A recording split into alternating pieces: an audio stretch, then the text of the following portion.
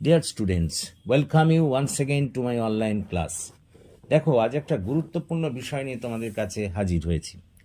কলকাতা বিশ্ববিদ্যালয়ের ইংলিশ অনার্সের ফার্স্ট সেমিস্টারের আজ আমি একটি গুরুত্বপূর্ণ প্রশ্ন নিয়ে আলোচনা করব। সেটি হলো, what is metaphysical poetry, describe its characteristic features. দেখো, প্রথমে আমি একটু তোমাদের বাংলায় বলে নিই, তারপরে নোটটা লিখিয়ে দেবো, এখনই নোটটা লিখিয়ে দেবো। সেটা হলো, মেটাফিজিক্যাল পোয়েট্রি বলতে কি বোঝায় এবং তার বৈশিষ্ট্যগুলো বা কী।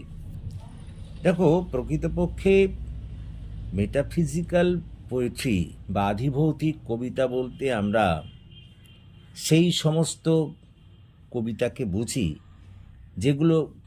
যেগুলি বুদ্ধিদীপ্ত রচনা বলে খ্যাত।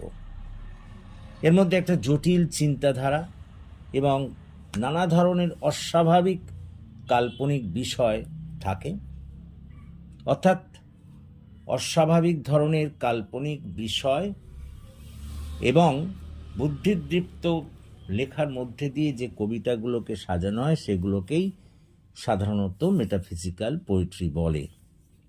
দেখো, বিশ্লেষণ করে যদি আমরা দেখি তাহলে বলা যায় যে এই কবিতাগুলো হবে সম্পূর্ণভাবে বুদ্ধিদীপ্ত বা এর মধ্যে একটা বৌদ্ধিক ছোঁয়া থাকবে।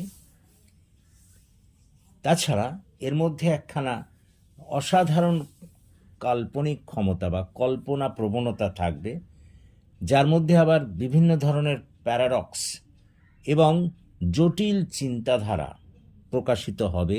তাকেই আমরা বলবো আধিভৌতিক কবিতা বা মেটাফিজিক্যাল পোয়েট্রি। অর্থাৎ মেটাফিজিক্যাল পোয়েট্রি বা আধিভৌতিক কবিতা বলতে আমরা সেই সব কবিতাকে বুঝি যেসব কবিতার মধ্যে অস্বাভাবিক ধরনের কাল্পনিক বিষয় এবং বুদ্ধিদীপ্তভাবে লেখা হয় এবং যার মধ্যে নানা ধরনের প্যারাডক্স এবং জটিল চিন্তাধারা প্রকাশিত হয়। তাকেই আমরা বলবো মেটাফিজিক্যাল পোয়েট্রি। দেখো, এই মেটাফিজিক্যাল পোয়েট্রি বা এই আধিভৌতিক কবিতাকে বিশ্লেষণ করলে এর মধ্যে বেশ কিছু বৈশিষ্ট্য পরিলক্ষিত হয়। সেই বৈশিষ্ট্যগুলোকে আমরা আবার কয়েকটা ভাগে ভাগ করে আলোচনা করতে পারি। প্রথম যে বৈশিষ্ট্যটা সেটা হলো, দেখো, সেটা হচ্ছে যে এর মধ্যে দিয়ে একখানা ফ্রিকোয়েন্ট প্যারাডক্স, প্রায়ই নানা ধরনের প্যারাডক্স এখানে ইউজ করা হয় এবং শুধু তাই নয়, একটা সূক্ষ্ম জটিল চিন্তাধারা এই ধরনের কবিতায় প্রকাশিত হয় এবং অনেক সময় যে ভাষা ব্যবহার করা হয় সে ভাষাকে যদি বিশ্লেষণ করা যায় তাহলে দেখা যাবে যে সেগুলো কন্ট্রাডিক্টরি, একে অন্যের প্রতি কন্ট্রাডিক্টরি। তাছাড়া এর মধ্যে দিয়ে একটা হার্শনেস বা একটা রিজিডিটি পরিলক্ষিত হয় এবং এর বিষয়বস্তু যদি আমরা বিশ্লেষণ করি তাহলে দেখা যাবে যে মূলত ভালো প্রেমের মধ্যে দিয়ে প্রকাশ হয়, কখনো আধ্যাত্মিকতা, আবার কখনো বা একটা আবেগ প্রবণতা এর মধ্যে দিয়ে এই কবিতার মধ্যে দিয়ে প্রকাশিত হয়। তাছাড়া পরিশেষে বলতে পারা যায় যে মেটাফিজিক্যাল যেসব পোয়েটস আছেন, কবিরা, তারা একটা বিশেষ ধরনের কাব্যিক স্টাইল বা রীতি ব্যবহার করেন, যার মধ্যে দিয়ে একটা অহংকার প্রকাশিত হয়, বিভিন্ন প্যারাডক্স থাকে এবং যেখানে বিভিন্ন কল্পনা প্রবণতা থাকে, যেগুলো অনেক সময় একটা বিশেষ তুলনার মধ্যে দিয়ে তারা প্রকাশ করে থাকেন।